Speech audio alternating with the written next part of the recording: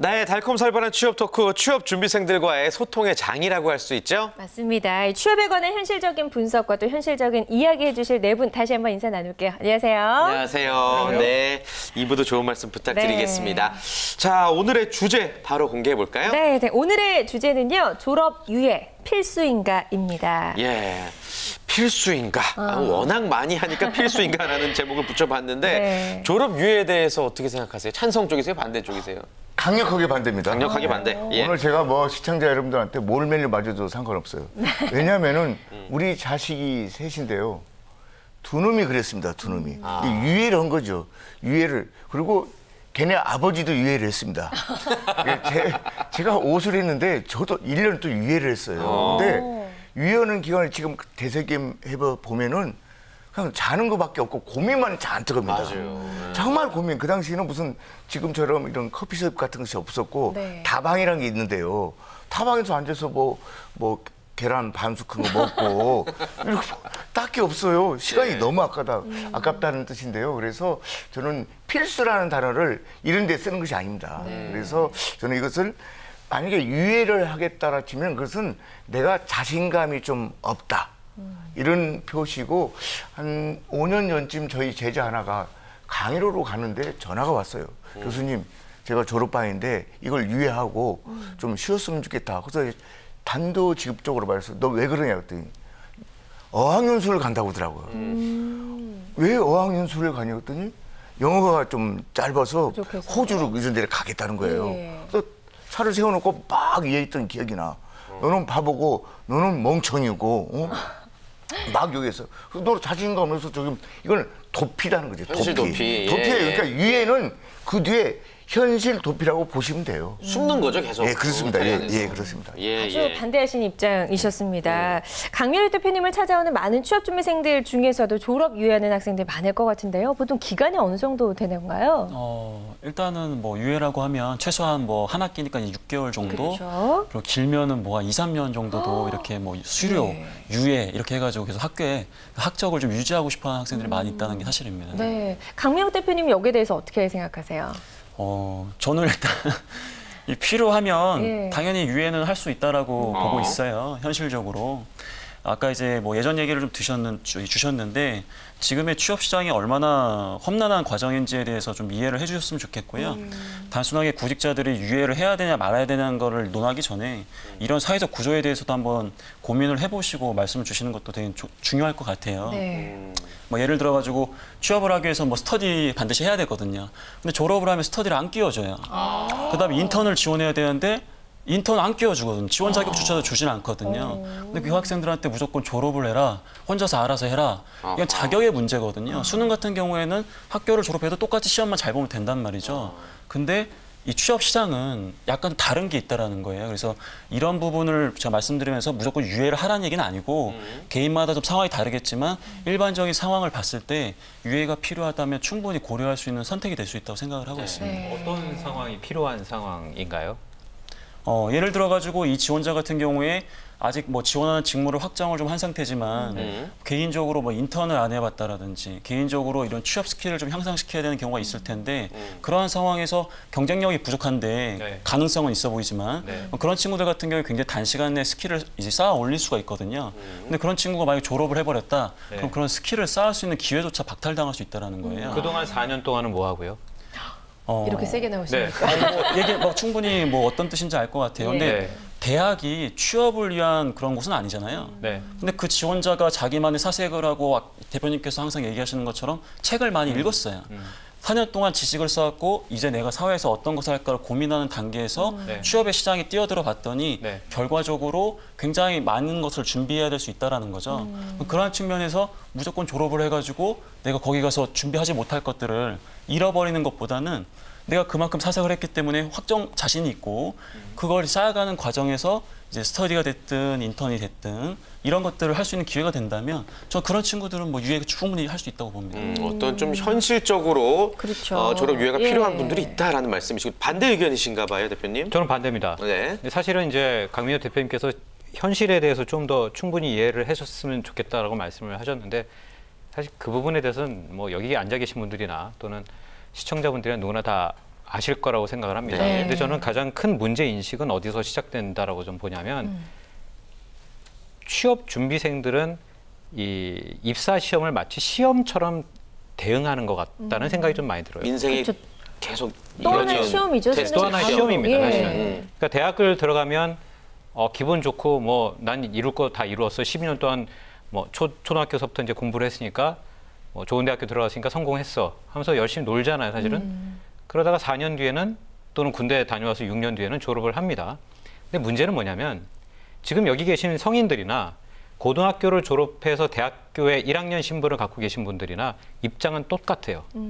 자기가 열심히 노력하지 않으면 결국에는 아무것도 할 수가 없어요. 이건 뭐 여기 지금 뭐 패널분들 앉아 계시지만 만약에 방송이 잘렸어요. 그러면 다음 주부터 나오시면 안 되는 거잖아요. 그렇죠? 네. 모든 직장이 다 똑같습니다, 사실은. 그런데 우리는 좀 뭐가 달라라고 얘기를 하는 것은 좀 아닌 것 같고요. 저는 4년 동안 충분히 준비할 수 있는 시간이 있다라고 저는 생각을 합니다. 예를 들어 전 1999년 2월 1일에 입사를 했거든요. 근데 그 당시가 98년서부터 이제 IMF였었어요. 근데 제 위에 이제 선배들이 이제 먼저 회사를 들어갔는데 IMF 98년서부터 이제 엄청난 몰아쳤잖아요.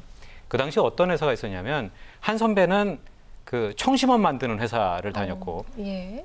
또 한 선배는 빵 만드는 회사 다니고 있었어요. 근데 IMF니까 월급을 줄 돈이 없으니까 빵 회사에서는 하루에 3만 원어치씩 빵을 주고 청심원 회사에서는 청심원을 준 거예요. 예. 그래서 이제 여러 선배들하고 같이 만난 자리가 있었는데 야, 나 빵 맨날 먹기 지겨우니까 우리 청심원하고 좀 바꾸자. 굉장히 우스운 얘기지만 굉장히 슬픈 현실이에요. 예. 그 당시에 그런 일들이 있었어요.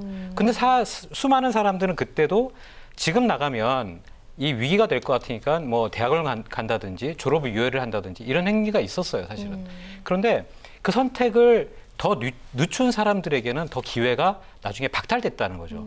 지금 그 빵 만드는 회사는요, 지금 우리나라에 동네마다 빵집 하나씩 다 있는 그 회사입니다, 사실은. 파리바게트인가요? SPC 그룹인가요? 그죠? 예. 네. 딱 들으면 알만한. 그렇죠. 네. 예, 그러니까 맞춰버렸네. 큰일 났네. 누구나 예. 다 어려운 시절은 있고 그런 어려운 시절을 어떻게 대응했느냐가 저는 문제인 것 같은데 네. 그거를 우리가 피해 간다고 해서 피해지는 것은 아니다라고 네. 좀 말씀드리고 싶습니다. 그래요. 지금 여기 계신 분들 중에서 가장 이제 졸업한 지가 그래도 얼마 안 되신 분이 네. 우리 엄친의 김정은 대표님이실 것 같아서 또 여쭤보고 싶은데요. 김정은 대표님은 어떻게 생각해요? 혹시 본인의 졸업 유예하신 적이 있는지? 저도 졸업 유예했습니다. 했고요. 하셨군요. 예. 저 같은 경우는 이제 인턴하고 동아리 활동하고 그러느라고 좀 늦게 했는데요. 예.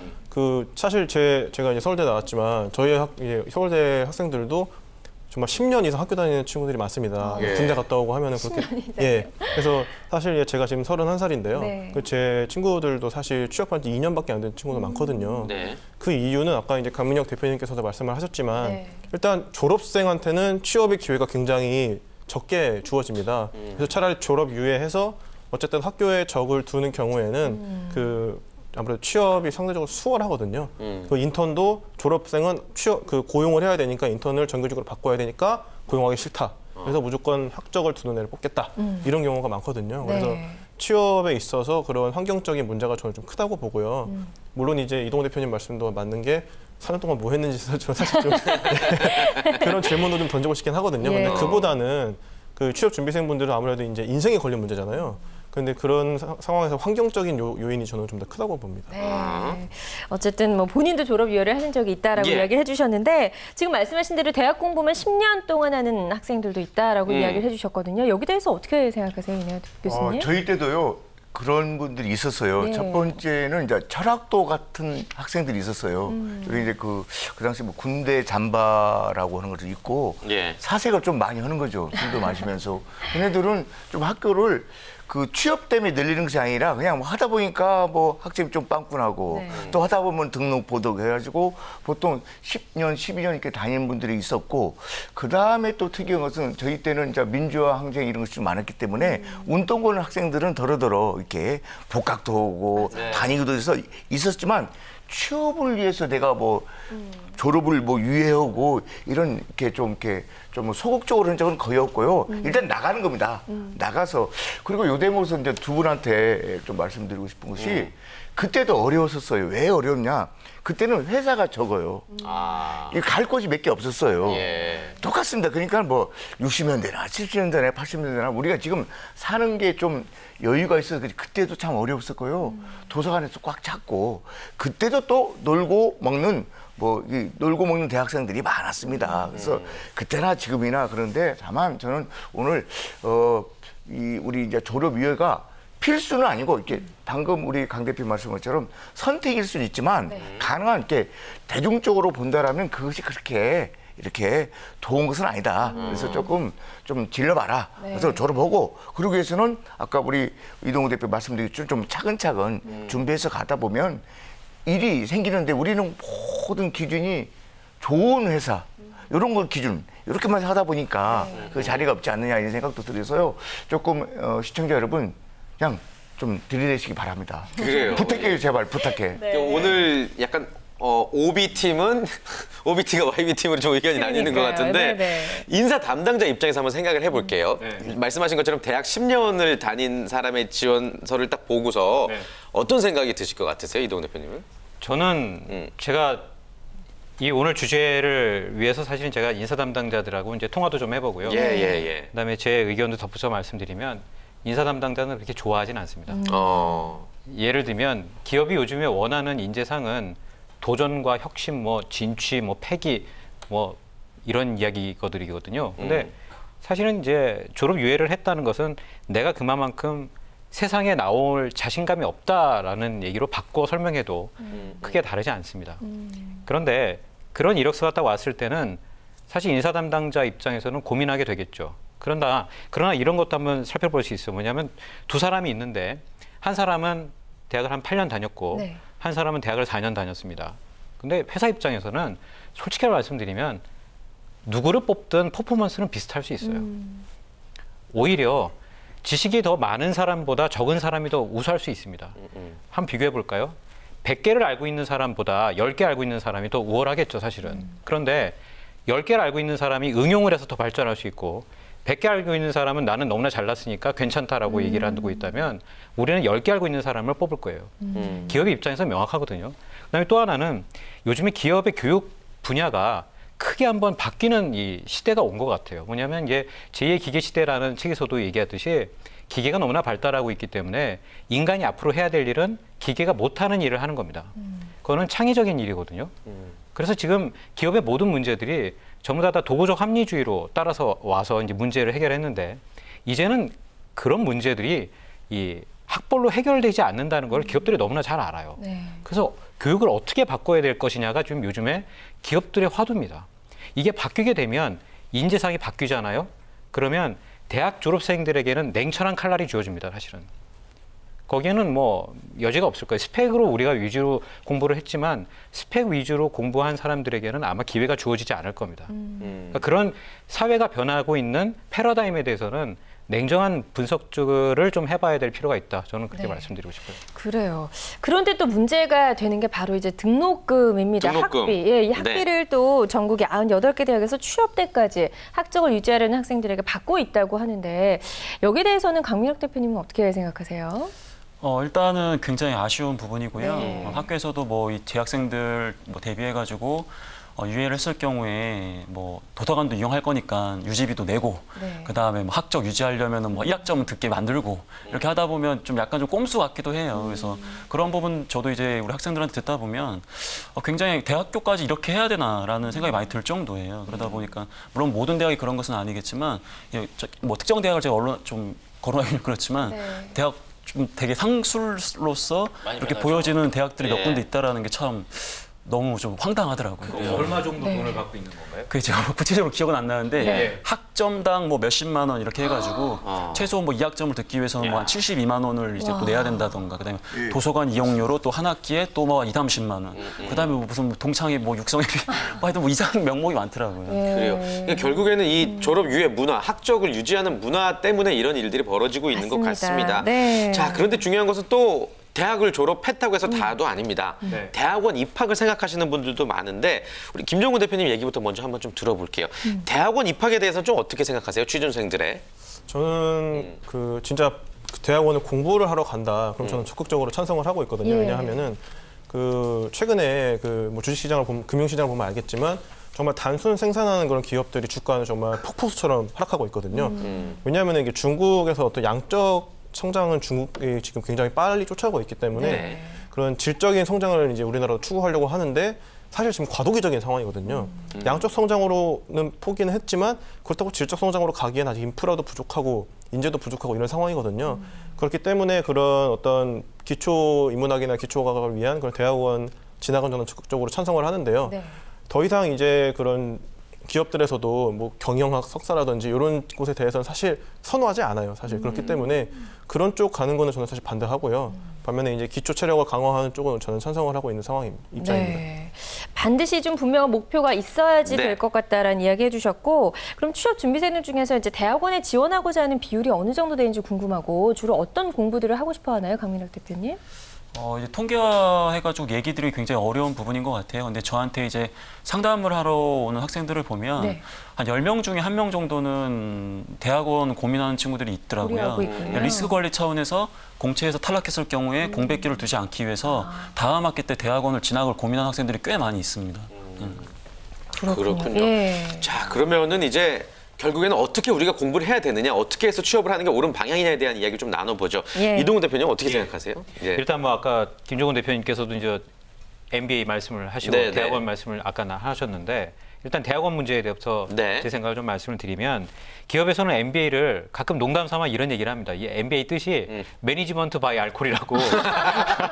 재밌는 말이네요. 예. 사실은 뭐 현실을 뭐 콕 집는 얘기라고 할 수 예. 있는데 저는 대학원에 가는 것은 일단 두 종류라고 봐요. 뭐냐면 일단 대학을 졸업해서 나는 학자의 길을 걷겠다. 그럼 반드시 대학원을 가야 하고요.